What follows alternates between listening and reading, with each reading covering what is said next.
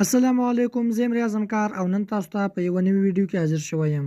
په دې ویډیو کې به زه تاسو ته دروښیم چې موږ څنګه کولی شو چې د خپل پیج لپاره د خپلې خوښې بټن جوړ کړو. یعنې موږ څنګه کولی شو چې له خپل فیسبوک پیج سره ټیک ټاک، ټیلیګرام، انسټاګرام، واتساپ او د نورو سوشل میډیا او اکاونټونو لینکونه لینک کړو او یا خپل فیسبوک پیج ته په خپله خوښه باندې بټن ولګوو. نو زه د ویډیو په طرف تاسو ګورئ همکار سکلز یوټیوب چینل، زه یم ریاض همکار، راځئ چې شروع کړو.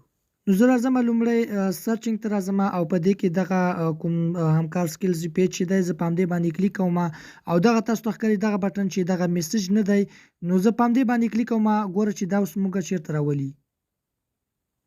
نو ګوره زه په اتوما ډول باندې زه خپل فیسبوک اکاونټ ته راوصلم، ځکه چې له دې پیج سره ما خپل فیسبوک اکاونټ لینک کړی دی.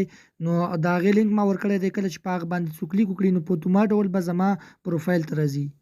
تاسو د دې لینک پر ځای باندې تاسو کولی شئ د ټیک ټاک آی ډي لینک، د انسټاګرام لینک، د واتساپ لینک، د یوټیوب چینل لینک او د هر ډول سوشل میډیا لینک او یا د ویب سایټ لینک هم تاسو پکې ورچولی شئ. نو ملګرو راځئ چې په ویډیو باندې پیل وکړو. زه راځم او لومړی په خپل فیسبوک پیج راخلاصوم. ما خپل فیسبوک اکاونټ راخلاص کړ. زه به اوس دغه پیج راخلاص کړم. همکار سکلز دغه پیج تاسو ته ښکاري. زه به دا کلیک کړم. نو تاسو ته په خپل پیج کې دا ډول صفحه راخلاص شي. نو ښکته تاسو ته دغه بټن ښکاري. زه په همدې باندې به زه کلیک وکړم او تاسو ته به ډایرکټ دا ډول صفحه راخلاص شي. نو کله چې تاسو ته دا ډول صفحه راخلاص شوه نو په دې ځای کې دغه بټن تاسو ته ښکاري، دغه چوز، په همدې باندې به تاسو یې کلیک وکړئ. نو کله چې مو په دې باندې کلیک وکړئ نو دلته به تاسو ته بېلابېلې بټنې درکړي. لومړی دغه کال نه، او کله چې په دې باندې کلیک وکړئ نو تاسو نه به هلته یو لمبر وغواړي، هغه لمبر ورکړئ. کله چې بیا تاسو ته په میسج بټن باندې څوک کلیک کوي نو په اتوما ډول به تاسو ته په ساده لمبر باندې زنګ راځي. که چیرې موږ دغه سینډ میسج باندې داسې کلیک وکړو او دغه کریډ باندې تاسو کلیک وکړئ نو زه به تاسو ته دروښیم. نو دا به زه اوکې کړم. نو اوس دغه بټن موږ ته جوړه شوه سینډ میسج. کله چې په ستاسو پیج ته څوک راځي او په سینډ میسج باندې څوک کلیک کوي نو تاسو ته به میسج راځي او دغه د سینډ ایمیل که چیرې ته په دې باندې تاسو کلیک وکړئ او بیا ستاسو پیج ته څوک راځي او په سینډ میسج باندې څوک کلیک کوي نو ستاسو ایمیل به ورته راوړي، ستاسو ایمیل به ورته راخلاصیږي. همدارنګه دا نور هم ډېر دغه د ساین اپ باندې تاسو کلیک وکړئ نو دا یو ډول بټن ده. په واچ ویډیو باندې تاسو د ویډیو لینک راواخلئ او هلته ورته واچوئ.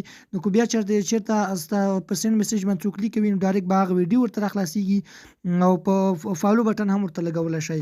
خو ساده طریقه یې دا ده چې تاسو له دې څخه وځئ. نو تاسو که چېرته غواړئ چې د سوشل میډیا لینک ورسره لینک کړئ نو تاسو د هغه سوشل میډیا لینک ورته کاپي کړئ او تاسو په دې ځای کې ورته پیسټ کړئ او دغه سیو بټن تاسو ته ښکاري، په همدې باندې به تاسو کلیک وکړئ. نو اوس به دا موږ سره سیو شي. نو په دې ځای کې تاسو ته دغه بټن ښکاري. زه به لږ شی به انتظار وکړم چې تر څو موږ ته دا خلاص شي. نو دا زما د فیسبوک اکاونټ لینک دی. نو دغه لینک ما کاپي کړی دی او په دې ځای کې ما ورته پیسټ کړی دی. زه په سیو باندې ورته کلیک کوم نو دا له موږ سره سیو کېږي. که چېرته له موږ سره په هغه سینډ میسج باندې څوک کلیک کوي نو دغه د که چیرې اوس موږ ته په دې باندې څوک کلیک کوي نو په اتوما ډول به زما فیسبوک اکاونټ ورته راخلاصیږي لکه د ویډیو په اوله کې چې تاسو ته ما دروښود.